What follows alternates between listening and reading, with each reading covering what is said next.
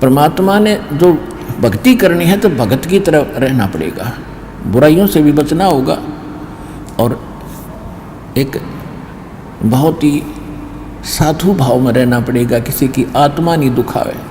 ठीक है, आपको धीरे धीरे सेट होने में टाइम लगेगा, जैसा भी जिसका व्यवसाय है अब वर्तमान में उसमें एक साधुता लाओ।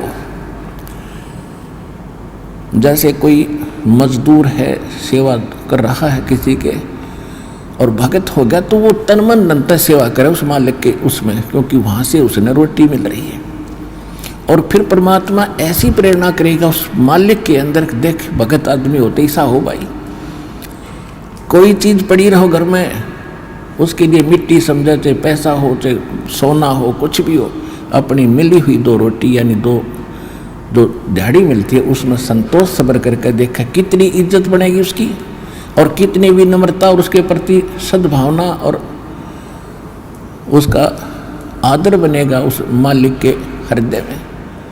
इसी प्रकार अगर आप मालिक हैं, भगत हैं, आपके यहाँ कोई सेवादार सेवा करता है, उनको अपने बच्चों की तरह समझाए, उनको भगवान के बच्चे समझाए। वो बालक सेवा कर रहे हैं, भगवान के बच्चे हैं, उनको प्यार दे और उनके साथ कोई ऐसा गलत बर्ताव नहीं करे। और फिर कुछ दिनों में उनके दिल में ऐसी भावना होगी, परमात्मा दोनों तरफ रोल करता है, जब हम मालिक के अनुसार चलेंगे फिर उन बच्चों में भी, उन सेवादारों में भी ऐसी भावना भर देगा भी हमारे जैसा नालायक नहीं, इसे ऐसे भले आदमी के घर में रामून 21 कराएंगे, सेवा में मजदूरी में 21 काम कराया करेंगे भाई। तो इस तरह कितना अच्छा माहौल बनेगा। और हम जैसे मालिक तो समझता है कि न रुपये पैसे दो 100 रुपये और काम खींचूँ 1000 का, और मजदूर क्या समझते हैं, रुपये लेवा 500 और काम करा 100 रुपया का। दोनों की नीयत खराब और दोनों दुखी, कर्म भी बिगड़े, टेंशन बनी रहे।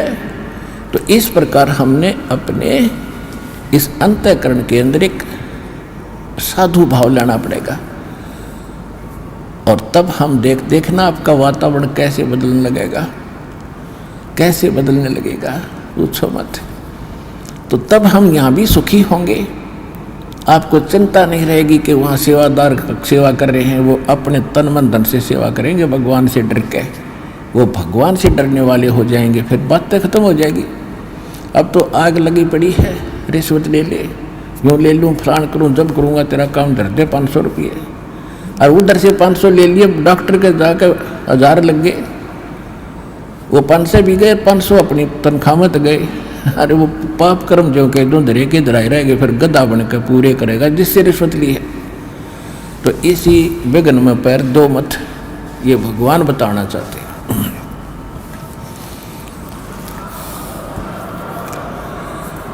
और जब आपको ये ज्ञान होगा ना, जहर दिखाई देगा आपको, और जब आप नेक नीति से चलोगे तो पूछो मत।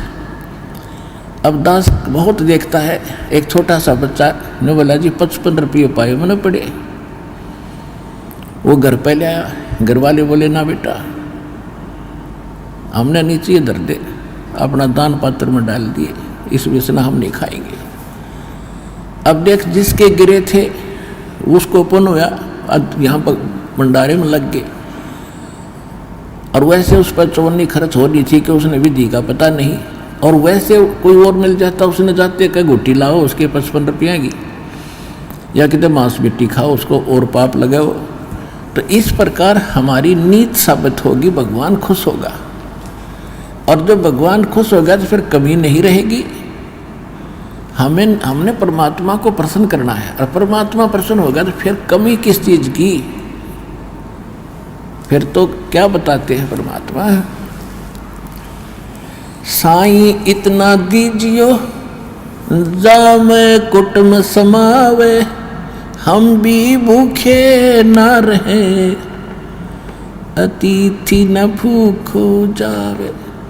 इससे अधिक मांगना इस काल की जेल में हमारी महामूर्खता है कि इतना ही मांग लो बस तुम, इसमें सब कुछ मिलेगा, क्योंकि ये कलयुग है और कलयुग में मशीनरी जरूरी होगी, तो आप इतना ही मांगो जा में कुटुंब समावे, यानी रिक्वायरमेंट ऑफ द फैमिली, परिवार की आवश्यकताएं ये है जा में कुटुंब समावे, और हम भी भूखे ना रहें और अतिथि न भूखा जाए। फिर देगा आपको, और फिर रहो मालिक के वचनानुसार चलो। फिर कैसे, जैसे परमात्मा कहते हैं, चिड़ी चोंच भर ले गई नदी न घट्यो नीर, दान दिए धन घटे नहीं, यूं कह रहे साहिब कबीर। परमात्मा अपना साइन कर रहे हैं इस वाणी को बोल करके, कह रहे साहिब कबीर कि दान करने से धन नहीं घटेगा, ये नियम है ईश्वर का, परमेश्वर का।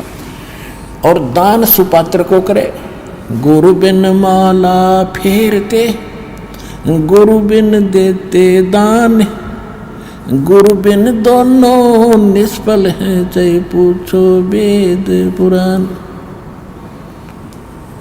देते को हर देत है, जहां तहां से आण, अण देवा मांगत फिरो, फिर साहिब सुने ना कान।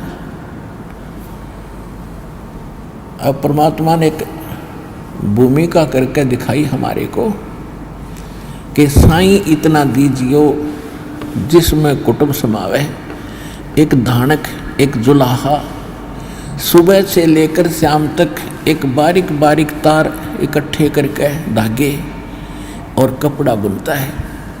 एक दिन में मुश्किल से भी 5 फुट 10 फुट बना पाता है, 5 फुट 4 फुट, और बहुत लंबा सैकड़ों फुट का तार वो थान बनाना पड़ता है, ताना बनाते थे। वो हफ्ते में पूरा होता। उसकी जो मेहनताना मालिक को मिलता, उसमें से अपने परिवार के लिए जो आवश्यक सामग्री थी, खाद्य पदार्थ लाते, और शेष बच जाते उसको सत्संग और भंडारा में लगाया करते थे।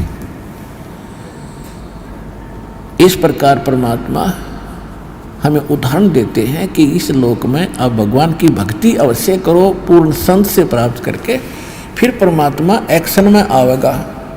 और वैसे आप ये फार्मूले अपनाओगे तो सफल नहीं हो पाओगे, क्योंकि फिर आपके साथ काल रहेगा, ये मन है, और केवल वर्क डन मिलेगा आपको। यहाँ वर्क से भी अलग मिलेगा आपको, किस्मत से भी न्यारा देगा परमात्मा, क्योंकि हम परमात्मा से कुछ और मांग ही नहीं रहे, इतना ही मांगते कि हमारी भक्ति बनी रहे और हमें कोई आवश्यक वस्तु का अभाव ना हो, बस।